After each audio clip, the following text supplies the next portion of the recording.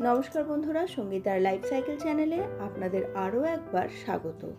আজকে শেয়ার করব প্রোটিনে ভরপুর ভেজ টিক্কার একটি খুবই সহজ রেসিপি। এটিকে ওয়েট লস ডায়েটেও আপনারা ব্যবহার করতে পারেন। ব্রেকফাস্ট হোক বা ডিনার, সবেতেই এই রেসিপিটি প্রযোজ্য। খুবই healthy, tasty, easy to make এবং খুবই কম তেলে তৈরি করা আজকের এই রেসিপিটি অবশ্যই আপনাদের পছন্দ হবে। পিসিওডি, ডায়াবেটিস বা ব্লাড প্রেশার, থাইরয়েড যে প্রবলেমই থাকুক না কেন, এই রেসিপিটি আপনারা নিজেদের ডায়েটে খুব সহজেই ইনক্লুড করতে পারবেন। 10 থেকে 15 মিনিটের মধ্যেই রেসিপিটি তৈরি হয়ে যায় আর ঠিক ততখানি টেস্টিও হয়। চলুন আজকের এই ভেজ টিক্কার রেসিপিটি ঝটপট আপনাদের সঙ্গে শেয়ার করে নিই। রেসিপিটি পছন্দ হলে লাইক, শেয়ার ও কমেন্ট করতে ভুলবেন না। আর আপনারা যদি আমার চ্যানেলে নতুন হন তাহলে চ্যানেলটিকে অবশ্যই সাবস্ক্রাইব করে নিন। আর চ্যানেলটিকে সাবস্ক্রাইব করে পাশের বেল বাটনের অলে ক্লিক করে দিন, তাহলে আমার প্রত্যেকটি নতুন রেসিপি আপনাদের কাছে পৌঁছে যাবে সবার আগে। এখানে কিছু সবজি নিয়েছি গাজর, বিট, পেঁয়াজ, টমেটো, ধনেপাতা আর নিয়েছি পুদিনা পাতা। এছাড়া এর মধ্যে কিছু ফ্রেশ মটরশুঁটিও নিয়েছি।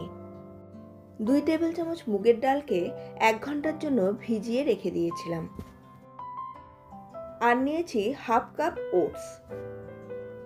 কড়াই গরম করে এর মধ্যে প্রথমে সামান্য একটু ঘি দিয়ে নেব।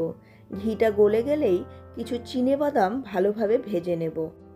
চিনেবাদামটা ভেজে তুলে রেখে এবার বাকি ঘিয়ের মধ্যেই যে ওটসটা নিয়েছিলাম সেই ওটসটাকে খুব ভালো করে ভেজে নেব।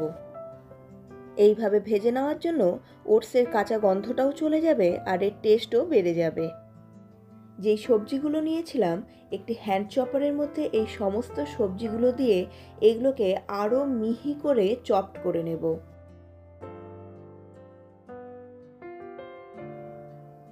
এইবার একটি মিক্সিং জারের মধ্যে ভিজিয়ে রাখা ডালের কিছুটা অংশ দিয়ে দেব আর সামান্য একটু অংশ কিন্তু রেখে দেব। একই রকমভাবে ওটসেরও কিছুটা অংশ দিয়ে সামান্য একটু রেখে দেব আর ভেজে রাখা সমস্ত চিনেবাদামটা দিয়ে ভালো করে একটা পেস্ট বানিয়ে নেব।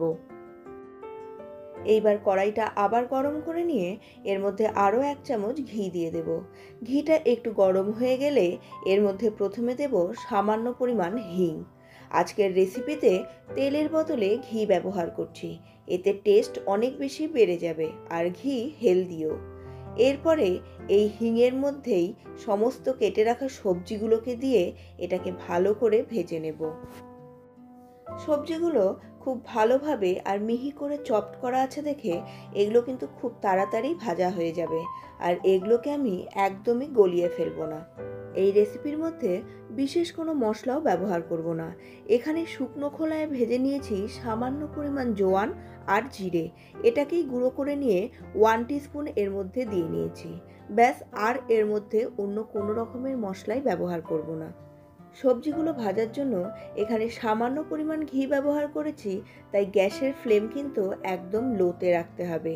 হাই করলেই সবজিগুলো পুড়ে যাবে আর ভাজাও যাবে না ঠিকঠাক মতো।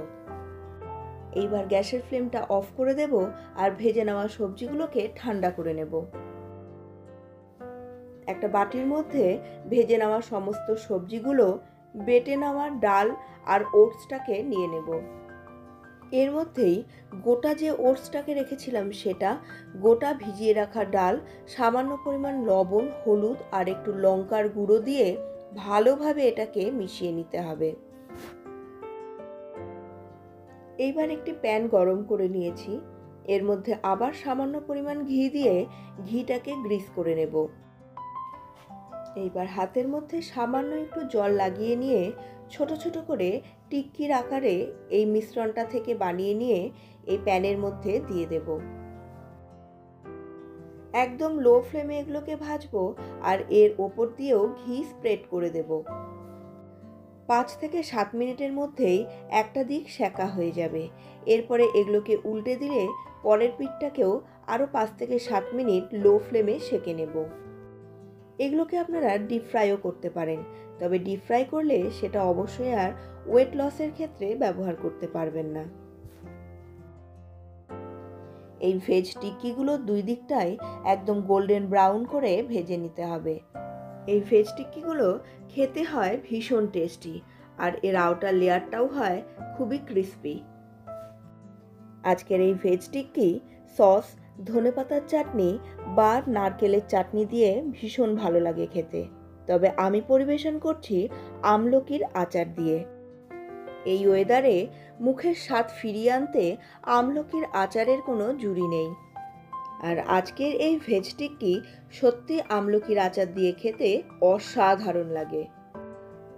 আর আপনারা এই ভেজ টিক্কির ব্যাটারটা বানিয়ে 2 থেকে 3 দিন ফ্রিজেও স্টোর করতে পারেন, তাহলে এটা বানানো আরও সহজ হয়ে যাবে। আশা করছি আজকের এই রেসিপিটি আপনাদের পছন্দ হবে। রেসিপিটি পছন্দ হলে লাইক, শেয়ার ও কমেন্ট করতে ভুলবেন না। আর আপনারা যদি আমার চ্যানেলে নতুন হন তাহলে চ্যানেলটিকে সাবস্ক্রাইব করে পাশে থাকা বেল বাটনের অলে ক্লিক করে দিন, তাহলে আমার প্রত্যেকটি নতুন রেসিপির নোটিফিকেশন আপনাদের কাছে পৌঁছে যাবে সবার আগে।